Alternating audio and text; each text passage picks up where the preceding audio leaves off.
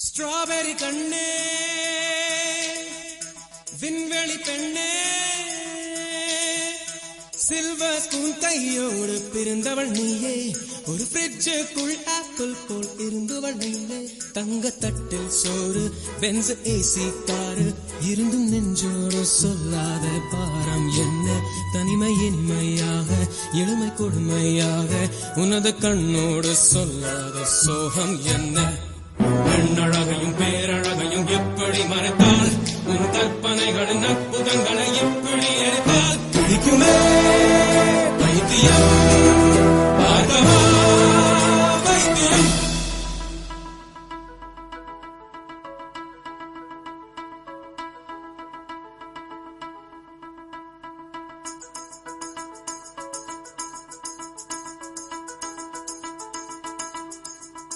பழைய பைத்தியம்